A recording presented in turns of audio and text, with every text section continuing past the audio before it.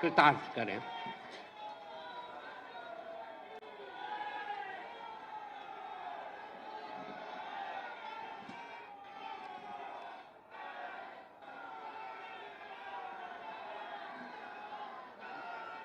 रामाय रामभद्राय रामचंद्राय वेद से रघुनाथाय नाथाय सीताय पति नमः।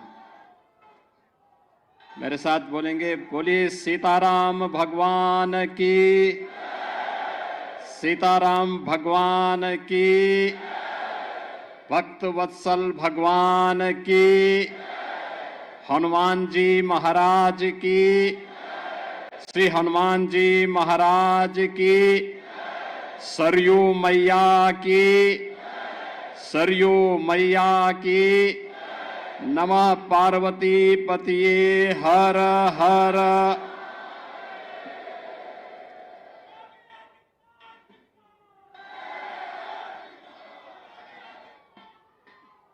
प्रतिष्ठा द्वादशी कि आज के इस पावन आयोजन में मंच पर उपस्थित पूज्य संतजन महंत श्री दिनेंद्र दास जी महाराज, महंत श्री धर्मदास जी महाराज, महंत ज्ञानी गुरजीत सिंह जी,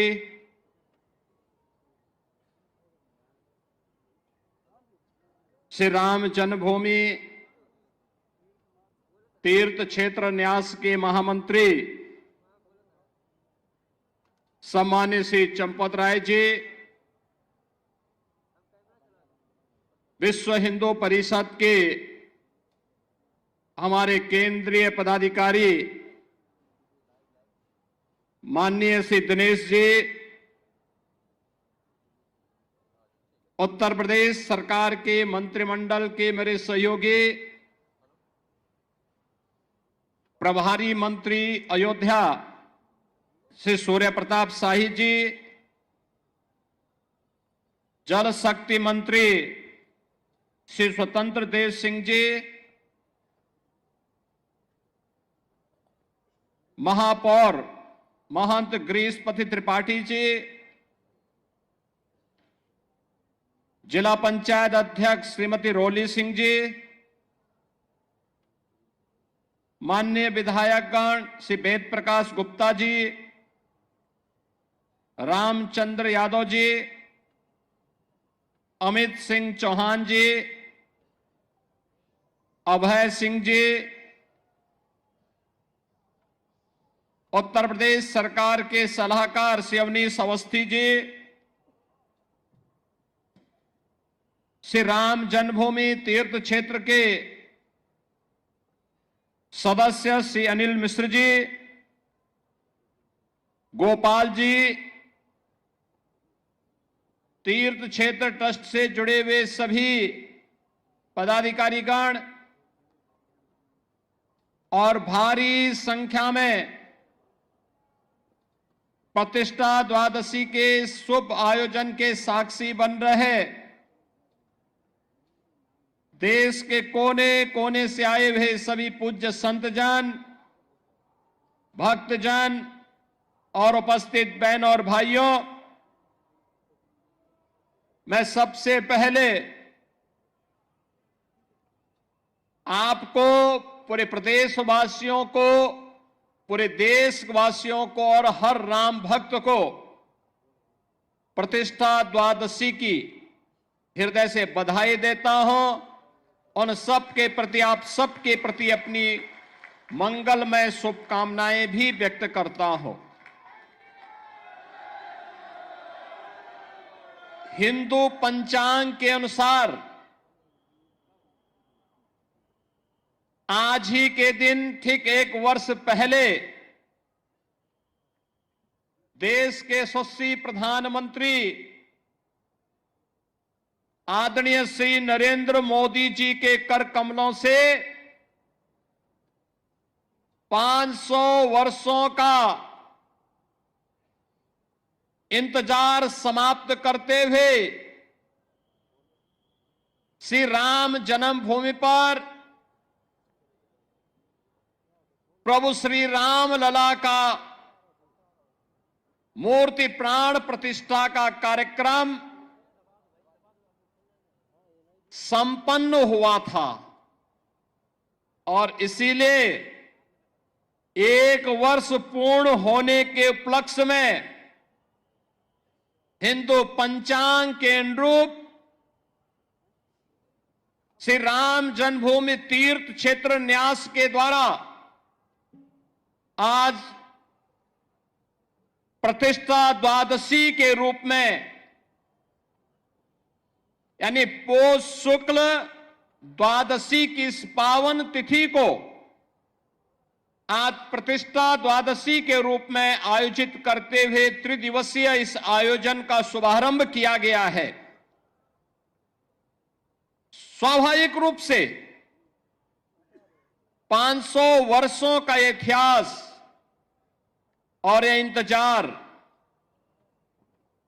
जिनकी दूरदर्शिता से संपन्न होकर के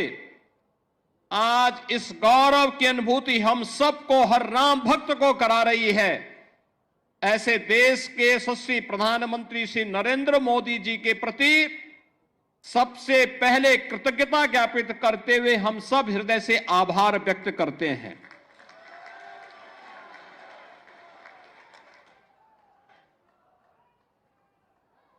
बहनों और भाइयों, इस अवसर पर श्री राम जन्मभूमि के लिए चले एक लंबे आंदोलन को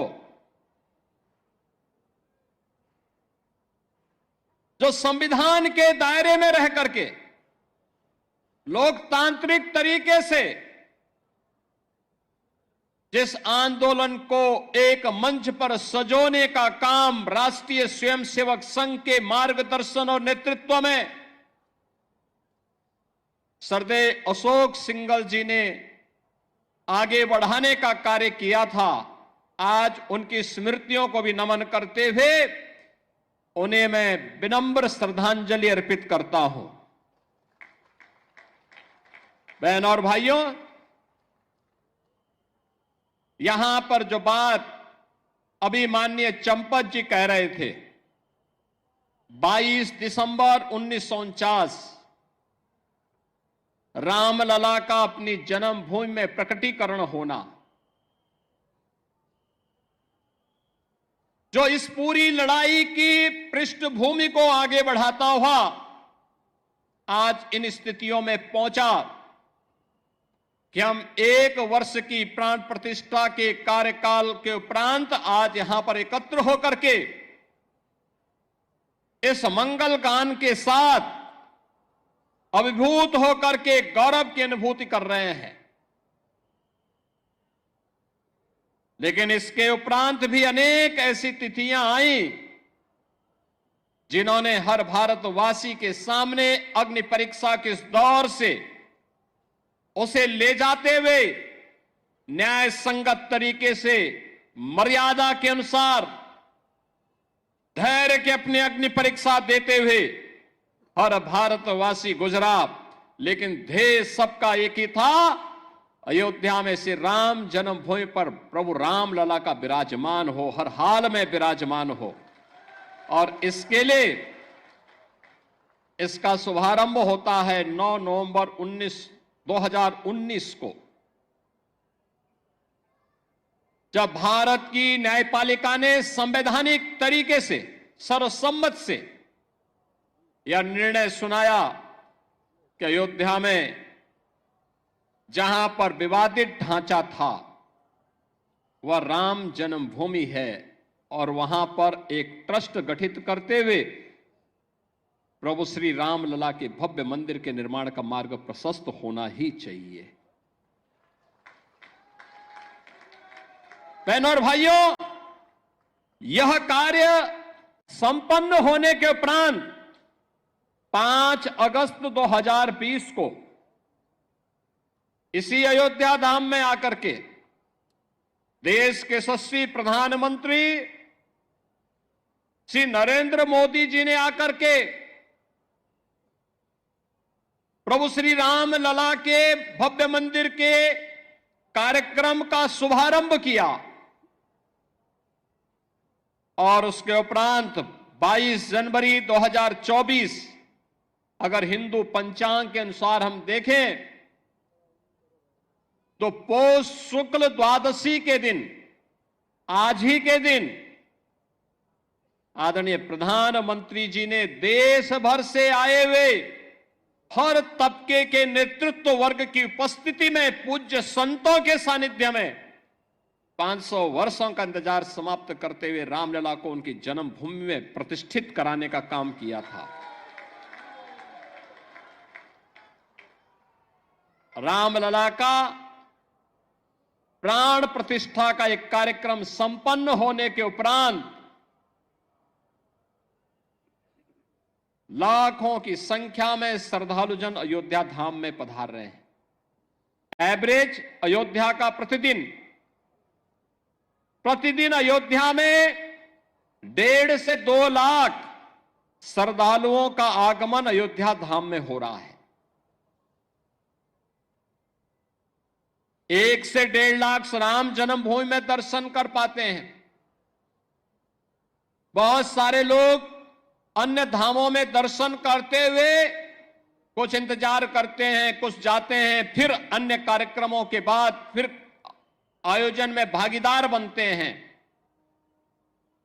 आज अयोध्या जिस रूप में हम सबके सामने है, आपने देखा होगा, यह अवसर हम सबके लिए किस रूप में आया। किसी ने सोचा था अयोध्या के बारे में? कोई सोचता था 1 वर्ष पहले, 5 वर्ष पहले, 10 वर्ष पहले कोई सोचता था कि हमारा अयोध्या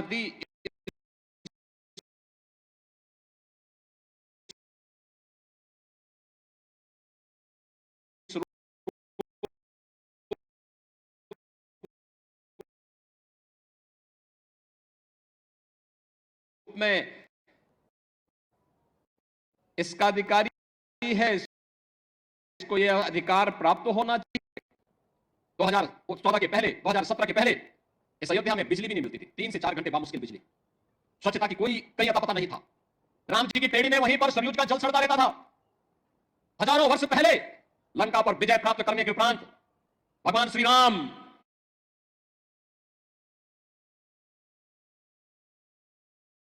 और हजारों वर्षों के बाद भी विज्ञान जब इतना प्रगति कर चुका है, तब भी अयोध्या में कोई एयरपोर्ट नहीं था जहां पर कोई फ्लाइट लैंड कर सके। लेकिन आज अयोध्या के पास अपना इंटरनेशनल एयरपोर्ट है। अयोध्या की सड़कें त्रेता युग का स्मरण करा रही है। 4 लेन, 6 लेन की सड़कें, सरयू मैया के घाट पूरे देश को अपनी ओर आकर्षित करते हैं। राम जी की पेड़ी, अब सरयू जी का जल वहीं पे सड़ता नहीं है, बल्कि एक ओर से आता है, दूसरी ओर से वापस सरयू मैया में लौट करके श्रद्धालुओं को पुण्य का लाभ प्रदान कर रहा है। आज तो आप कहीं भी जाएंगे अयोध्या में, अयोध्या अयोध्या होने का एहसास कराता है। आज हमारी अयोध्या देश की पहली सोलर सिटी बन चुकी है। पहली सोलर सिटी, सूर्य वंश की राजधानी है, पहली सोलर सिटी अयोध्या बन चुकी है। ये जो बिजली यहां दिखती है ना, जलती है स्ट्रीट लाइट के रूप में घरों में, ये किसी थर्मल पावर स्टेशन से नहीं, किसी हाइड्रो पावर स्टेशन से नहीं, बल्कि सूर्य की रोशनी से जो ऊर्जा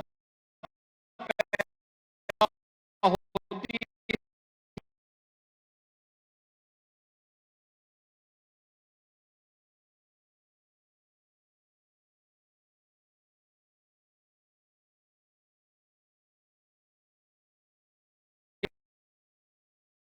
नई अयोध्या, नए भारत का नया उत्तर प्रदेश है, तो नए उत्तर प्रदेश की नई अयोध्या अपने तीर्थ होने के गौरव के साथ पूरे देश को अपने साथ जोड़ रही है। लेकिन क्या यह अचानक हो गया? एक दिन में हो गया? नहीं, इसके लिए एक लंबे संघर्ष को आगे बढ़ाना पड़ा था। जो मैंने पहले भी बताया, दर्जनों पीढ़ियां चली गई, एक ही कामना थी, और वह थी अयोध्या में हम अपने प्रभु रामलला को विराजमान होता हुआ देख सके। सबकी एक ही तमन्ना थी। अधूरी कामना के साथ पूज्य संतों का, भक्तों का चला जाना, लेकिन संकल्प उनका इतना दृढ़ था कि उस संकल्प को पूरा करने के लिए हम सब सौभाग्यशाली हैं कि इन तिथियों को अपने इन भौतिक चक्षुओं से देखने का सौभाग्य हम सबको प्राप्त हुआ है। बहनों और भाइयों, रामकाज के इन सभी कार्यों के लिए त्याग और तपस्या पूज्य संतों की थी, राम भक्तों की थी, और उन अनगिनत राम भक्तों, कार सेवकों, पूज्य संतों, उन सब के हम सचमुच ऋणी हैं, जिनके कारण संघर्ष के साथ साथ अग्नि परीक्षा के दौर से गुजरते हुए भी वे अपने मार्ग से कभी विचलित नहीं हुए। और राम जन्मभूमि देश का एक ऐसा आंदोलन है, 500 वर्षों में, अगर आप 500 वर्षों में 1528 से लेकर के 6 दिसंबर 1992 तक के इतिहास को उठा करके देखेंगे, तो हर 15 से 20 वर्ष के अंतराल में हिंदू समाज फिर से संघर्ष करने के लिए, अपनी जन्मभूमि को वापस प्राप्त करने के लिए, अपने प्रभु की जन्मभूमि को वापस प्राप्त करने के लिए निरंतर कार्य करता रहा, संघर्ष करता रहा। जिस भाषा में शासन तंत्र समझता था, उस भाषा में उन्हें समझाने के लिए वह कार्य कर रहा था। और अंततः यह अवसर आया जब पूज्य संतों के सानिध्य में राष्ट्रीय स्वयंसेवक संघ के नेतृत्व में सरदेव अशोक सिंघल जी जैसे युग दृष्टा नेतृत्व इस आंदोलन के साथ जुड़ता है, जिन्होंने कभी मान अपमान की चिंता नहीं की। एक ही ध्येय था, हर हाल में राम जन्मभूमि वापस हिंदुओं को प्राप्त होना चाहिए, रामलला का भव्य मंदिर का निर्माण होना चाहिए। सचमुच बोलने के लिए शब्द नहीं है, हम सबका मन भावुक हो जाता है, भाव विभोर हो जाते हैं, हम भाव विह्वल हो जाते हैं जब इस पूरे इतिहास को देखते हैं। उस आंदोलन को नजदीक से हम लोगों ने जब देखा, और आज जब यह परिणाम हम सबके सामने आता है, तो खुशी इस बात की होती है कि हम सब सौभाग्यशाली हैं। याद करिए, और मेरे लिए इसलिए भी सौभाग्य का विषय है कि हमारी 3 पीढ़ी उस अभियान के साथ जुड़ी रही। पूज्य महंत दिग्विजय नाथ जी महाराज को मैं नहीं देख पाया था,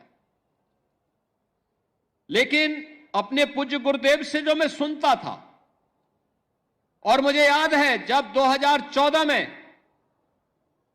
मेरे पूज्य गुरुदेव अपने अंतिम, यानी उनके अंतिम श्वास चल रही थी, संजोग ऐसा था कि सरदेव अशोक सिंघल जी उस समय उनको देखने के लिए हॉस्पिटल में आए, और अंतिम बातचीत भी उनकी सरदेव अशोक जी के साथ ही। काफी देर तक वह देख रहे थे, अशोक जी की तरफ देख रहे थे, और अंत में एक ही बात उन्होंने कही। मैं देख रहा था, उस दौरान वो कई दिनों से किसी से बोल नहीं रहे थे, अशोक जी को भी काफी देर तक, लगभग 1 घंटे तक वह देखते रहे, एक टकटकी लगाओ निगाहों से देखते रहे। और अंत में उन्होंने अशोक जी को सामने बुलाया, कहा क्या राम जन्मभूमि का मंदिर बन जाएगा ना? तो अशोक जी ने कहा जरूर बनेगा, आप एक बार थोड़ा स्वस्थ होइए, जरूर बनेगा, जरूर बनेगा। और यही आश्वस्त के बाद कुछ ही दिन के बाद उन्होंने अपनी भौतिक देह का विश्राम कर दिया था। बहनों और भाइयों, बाबा अभिराम दास जी हों, पूज्य परमहंस रामचंद्र दास जी महाराज रहे हों, शंकराचार्य की परंपरा रही हो, रामानंदाचार्य की परंपरा रही हो, रामानुजाचार्यों की परंपरा रही हो, पूज्य संतों की एक अविरल परंपरा रही हो, या फिर राष्ट्रीय स्वयंसेवक संघ से जुड़े हुए यशस्वी नेतृत्व का ये पूरा अनवरत सिलसिला चलता रहा, लगातार चलता रहा। और आज हम सब यहां पर इस बात का एहसास कर रहे हैं कि राम जन्मभूमि के लिए जो ये आंदोलन चला था, आज वो एक सार्थक लक्ष्य की ओर आगे बढ़ते हुए किस रूप में जा रहा। जो भी अयोध्या आता है, कोई भी आता है, दुनिया के अंदर कोई भी आता है, वह व्यक्ति अभिभूत होकर के जाता है। जिसने 5 वर्ष पहले, 10 वर्ष पहले अयोध्या देखी होगी, आज जब अयोध्या आता तो उसको पहचानने में कठिनाई होती, कहता वाह, अयोध्या तो अब त्रेता युग का एहसास करा रही है। और हम कह सकते हैं अभी 1 साल 2 साल और देखें, जब ये पूरा परिसर, राम जन्मभूमि का पूरा परिसर अपने भव्य रूप में आएगा, तो दुनिया का सुंदरतम नगर के रूप में, सबसे आध्यात्मिक, सबसे धार्मिक, पुरी के साथ साथ धाम के रूप में, दुनिया की सबसे वैभवशाली नगरी के रूप में हमारा अयोध्या धाम विकसित होने जा रहा है, उस ओर आगे बढ़ रहा है। श्री राम जन्मभूमि तीर्थ क्षेत्र न्यास ने पिछले 4 वर्ष के दौरान न दिन देखा, न रात देखा, न धूप देखी, न बरसात देखी, सबकी परवाह, किसी की भी परवाह किए बगैर केवल एक ध्येय के साथ कि रामलला की प्राण प्रतिष्ठा के कार्यक्रम के साथ जुड़ने के साथ ही मंदिर को भव्य स्वरूप देकर के कोटि कोटि राम भक्तों के अनुरूप यहां पर उस प्रकार की व्यवस्था देना, और उसके लिए न्यास निरंतर निरंतर अहर्निश लग करके उसके लिए कार्य कर रहा है। बहनों और भाइयों, भक्तों की इच्छा के अनुरूप भले ही वहां पर सुविधाओं को आगे बढ़ाने का काम जिस मजबूती के साथ चल रहा है, पूरा परिसर एक बार भव्य रूप में आ जाएगा, तो सचमुच सनातन धर्म के धार्मिक स्थलों को किस रूप में भव्य होना चाहिए, वह दृश्य श्री राम जन्मभूमि का यह भव्य मंदिर सनातन धर्म के सभी स्थलों के लिए एक नई प्रेरणा का केंद्र बिंदु बनने वाला है। और उसके लिए हम सबको अपने आप को तैयार करना। आज का जब हम यहां पर प्रतिष्ठा द्वादशी के अवसर पर आए हैं, तो बहनों और भाइयों, हमारे सामने बहुत सारे लक्ष्य हैं। एक चीज हम सबको इस बारे में ध्यान रखना होगा, और वह इस बात को लेकर के रखना होगा कि किन कारणों से, वे कौन सी परिस्थितियां थी कि समाज बटा हुआ था और हमारे पूज्य आराध्य देव स्थल अपमानित हो रहे थे। अगर हम जाति के नाम पर और तमाम अन्य वादों के आधार पर विभाजित रहेंगे, तो इस प्रकार की अपमानजनक स्थितियों का सामना हम सबको निरंतर करना पड़ सकता है। और इसलिए आज की आवश्यकता वही है जो न केवल हमारे वर्तमान को बल्कि भविष्य को भी सुरक्षित रख सकता है। उस एकता की सूत्र में बांधने के लिए, राष्ट्रीय एकात्मता के कार्य करने के संकल्प के साथ जब हम जुड़ेंगे, याद रखना, राष्ट्रीय एकात्मता की कड़ी मजबूत होगी, सनातन धर्म भी मजबूत होगा, देश भी मजबूत होगा, हम सब भी मजबूत होंगे।